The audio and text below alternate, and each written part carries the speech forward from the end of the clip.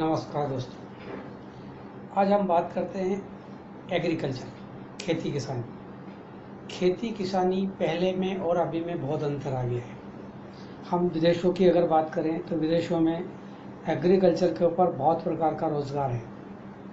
हम लोग इस बात को भूल जाते हैं कि कृषि में सिर्फ खेती करके ही संतुष्ट होना ठीक नहीं है। आज किसानों के लिए शासन ने बहुत सारी स्कीमें लाए हैं। उन स्कीमों का हमें भरपूर उपयोग करना चाहिए।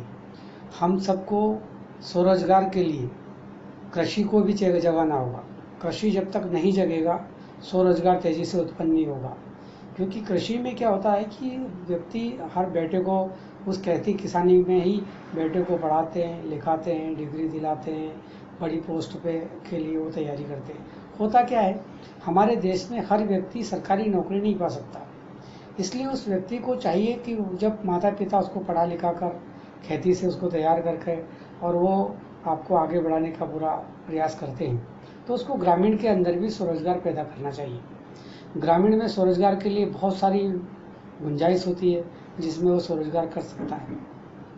जैसे हम देखते हैं कि आजकल फसल के अंदर भी कई प्रकार का ट्रेडिंग होता है। जैसे हम फसल पैदा करने के बाद हम सीधी ले जा करके मंडी में बेच देते हैं।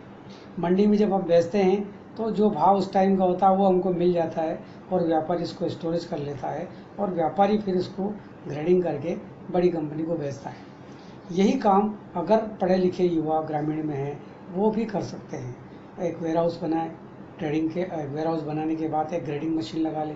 ग्रेडिंग मशीन लगाने के बाद उसके अंदर जो भी अनाज आता है उसे ग्रेडिंग करें। अब आता है कि अगर उसने वेयर हाउस बनाया और तैयार किया, लेकिन उसको पैसे कहाँ से आएंगे? देखिए दोस्तों, आपको पता नहीं है। व्यापारी क्या करता है, व्यापारी जब आप सब लोगों से अनाज खरीदता है, खरीदने के बाद वो गोडाउन में रखता है।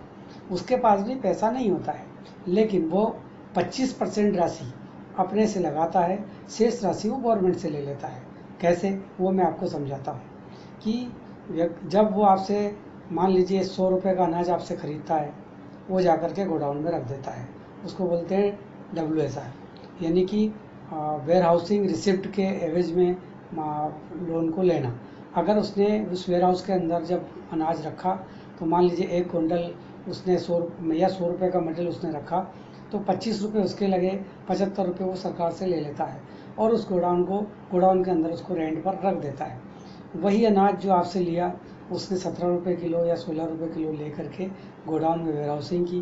वेयर हाउसिंग के बाद उसका पैसा सिर्फ 25 रुपीज़ लगा है, 75 उसने गवर्नमेंट से ले लिया है, 100 रुपीज़ का माल उसने रख दिया। उस माल को वो ग्रेडिंग करता है। ग्रेडिंग करने के बाद उसकी 3 या 4 क्वालिटी बनाता है। पहली क्वालिटी जो बीज भंडारण को देता है, जो 17 रुपये की वो 30 रुपये किलो तक बीज भंडार में बेच सकता है। दूसरी क्वालिटी 17 रुपये किलो को गेहूँ, कोई भी कंपनी जो होती है, बड़ी कंपनियाँ होती है, 20 रुपये 22 रुपये किलो उस गेहूँ को परचेस कर लेती है। तीसरी क्वालिटी जो होती है, जो सामान्य रूप से गवर्नमेंट भंडारण में या आम लोगों के लिए वो सेल कर देता है। थर्ड जो क्वालिटी होती है, जिसको बोलते हैं बारीक चूरी या भूसा, उस टाइप का जो होता है, वो कैटल फीड वाले, जो गाय भैंस के लिए जो खाली चूनी वगैरह बनती है, मुर्गी दाना बनता है, मछली का दाना बनता है, उसमें उपयोग ले लेता है। इस प्रकार से आपके लिए हुए अनाज को वो खुद आपसे 17 रुपये किलो में लेकर 22 से 25 रुपये किलो में वो अनाज को बेच देता है। वो व्यापारी है। आप भी ऐसा कर सकते हैं। अगर आप युवा हैं, पढ़े लिखे हैं, तो आप भी स्वरोजगार इस तरीके से कर सकते हैं। दूसरी चीज़ें और भी अन्य फसल आ गई है जिसका आप उपयोग कर सकते हैं, जिसको दवाई के रूप में उपयोग कर सकते हैं।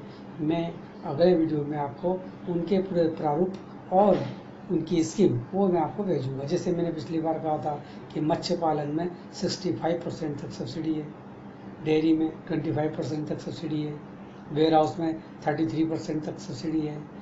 अदर्स बहुत सारी ऐसी स्कीम है जिसमें बहुत सारी सब्सिडी है, लेकिन किसान आदमी सिर्फ फसल पैदा करके शांतिपूर्वक बैठ जाता है।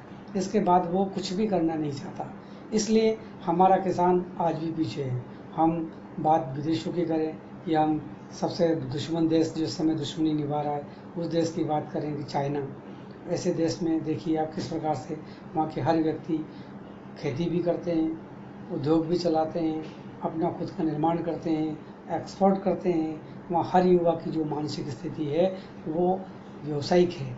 हम लोगों को भी व्यावसायिक बनना पड़ेगा, और जब तक हम लोग व्यावसायिक नहीं होंगे हम विकास नहीं कर सकते, हम अपने देश को आगे नहीं ले जा सकते।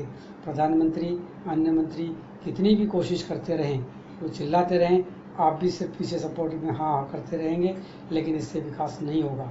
हर आदमी को आगे आना होगा, चाहे वो किसान हो, मजदूर हो, छोटा व्यापारी हो, सबको। और सिर्फ गवर्नमेंट की सर्विस के चक्कर में नहीं रहना है, खुद का रोज़गार पैदा करना है। एक व्यक्ति अगर गांव में रोज़गार पैदा करता है, एक वेयर हाउसिंग की अगर वो तैयारी करता है, तो वहाँ मिनिमम 1000 नव युवाओं को रोज़गार दे सकता है। मेरा निवेदन है कि आप लोग भी कृषि भी रोज़गार के लिए आगे आए। धन्यवाद।